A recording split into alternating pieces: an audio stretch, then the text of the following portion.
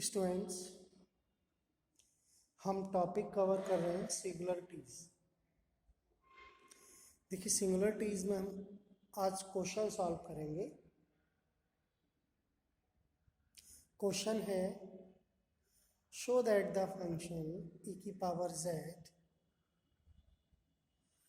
Has an isolated essential singularity at z is equal to infinite. z equal to infinite पर हमें इस function की essential singularity find करनी है।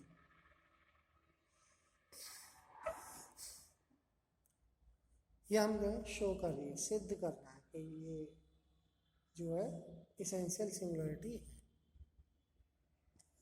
देखिए, फंक्शन गिवन है हमें एफ जेड ई की पावर जेड। तो ये फंक्शन जेड की इनफाइनाइट वैल्यू के लिए क्या है, डिफाइन नहीं, क्योंकि जेड इनफाइनाइट लिखेंगे इनफाइनाइट। तो हम क्या करें, जेड इक्वल टू 1/जाई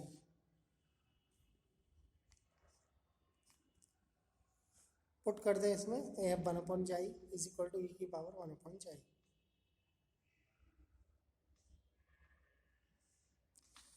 अब इसकी लिमिट फाइंड करें। एफ 1/जाई लिमिट जेड टेंस जाई tends to 0 is equal to limit जाई टेंस टू 0 ई की पावर 1/जाई। ई की पावर 1/0 यानी ई की इनफाइनाइट। ये लिमिट डज नॉट एग्जिस्ट। देखिए, किसी फंक्शन की अगर लिमिट एग्जिस्ट नहीं करती है तो वो function essential isolated singularity represent करता है। या हम कहें कि उस फंक्शन की आइसोलेटेड इसेंशियल सिंगुलरिटी होती है। तो यहाँ हमने देखा कि फंक्शन की लिमिट जाई टेंस टू 0 पर डज नॉट एग्जिस्ट। देयरफॉर जाई is equal to 0 is isolated essential singularity. Hence,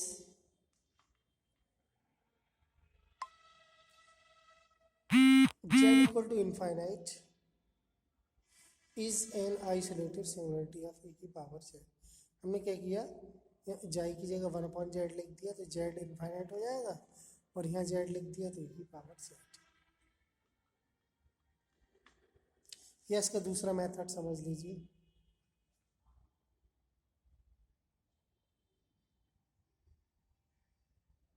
note कर सकते हैं,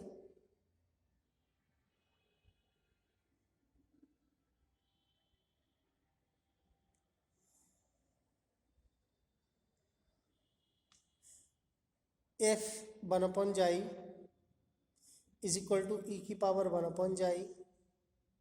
हमने इसका एक्सपेंशन लिखा 1 + 1/जाई प्लस 1/2 जाई स्क्वायर प्लस सो। इस सीरीज को समेशन फॉर्म में लिख सकते हैं हम। Summation n equal to 0 to infinite factorial 2 है, अगला फैक्टोरियल 3 आएगा, तो यहाँ फैक्टोरियल n जाई की पावर 2 है, तो यहाँ जाई की पावर n। समेशन फॉर्म में लिख देते हैं।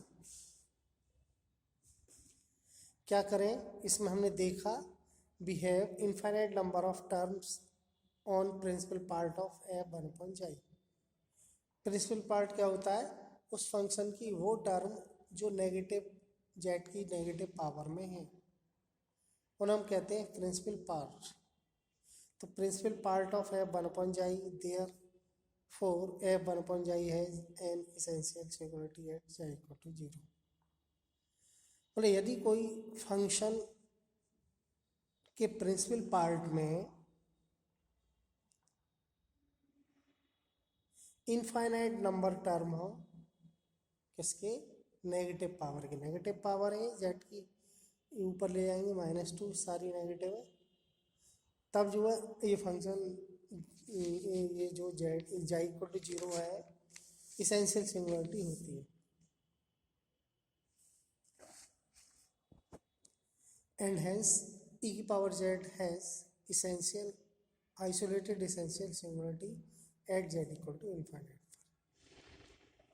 तो दोनों मेथड से हमने क्वेश्चन सॉल्व किया।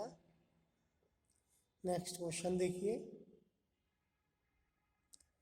क्वेश्चन है find counts of singularity of the following functions.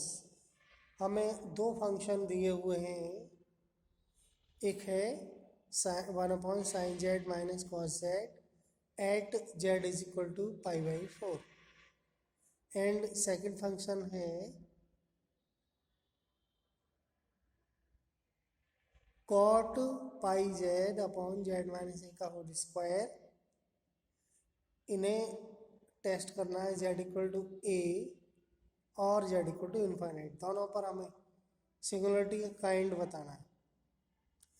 देखिए F Z equal to 1/sin z minus cos z, हम क्या करें z इक्वल टू इसमें π/4 लिखें और देखें इसमें कौन सी सिंगुलरिटी है।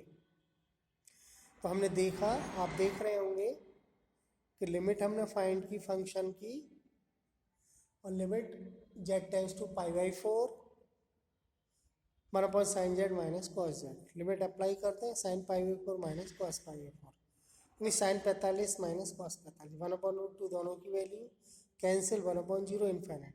देखिए जब भी किसी फंक्शन की लिमिट इन्फाइनाइट आती है जिस पॉइंट पर, तो वो पॉइंट पोल होता है। ओके, और जिस पॉइंट पर फंक्शन की लिमिट डज नॉट एग्जिस्ट तब होती है essential singularity, isolated essential singularity. और जब कोई फंक्शन डिफाइन नहीं होता है लेकिन लिमिट फाइनाइट आती है तब वो होती है रिमूवेबल सिंगुलरिटी। तो आप देख रहे हैं पोल्स, हमने ये देख लिया कि इसकी जो काइंड्स है वो पोल है, तो इससे सॉल्व किया हमने sin z minus cos z equal to 0।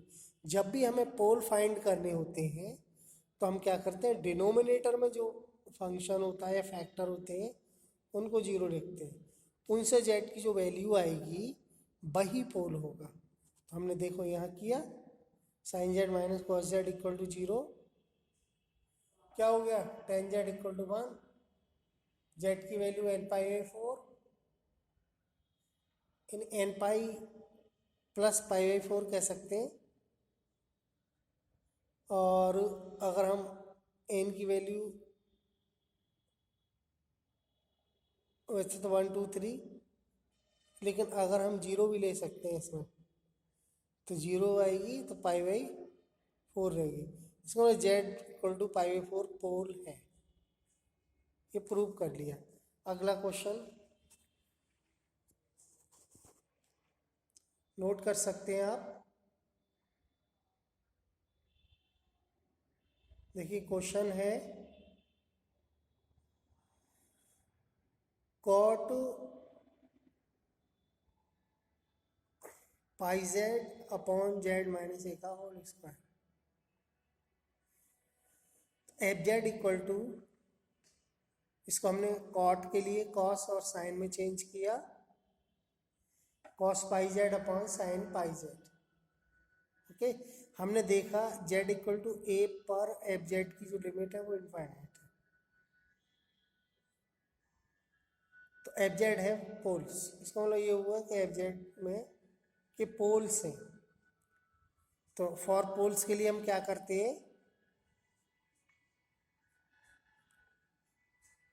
हैं, डिनोमिनेटर 0 करते हैं। जैसे कि हमने बताया था आपको कि जब भी पोल्स फाइंड करनी हो या ये कहा जाए कि सिंगुलरिटी बताइए कौन सी है, कभी कभी केवल सिंगुलरिटी पूछते हैं, तो हम ये कह सकते हैं कि अगर फंक्शन की लिमिट इनफाइनाइट है तब जो है पोल्स होते हैं।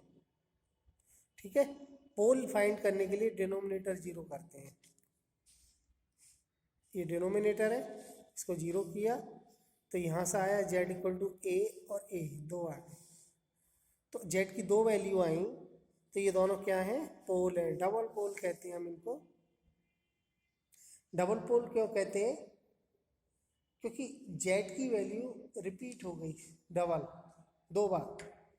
अगर यही 3 बार 3 टाइम होती तब हम कहते कि ट्रिपल पोल या पोल ऑफ ऑर्डर 3। अगर m टाइम रिपीट होती तो हम कहते पोल ऑफ ऑर्डर m।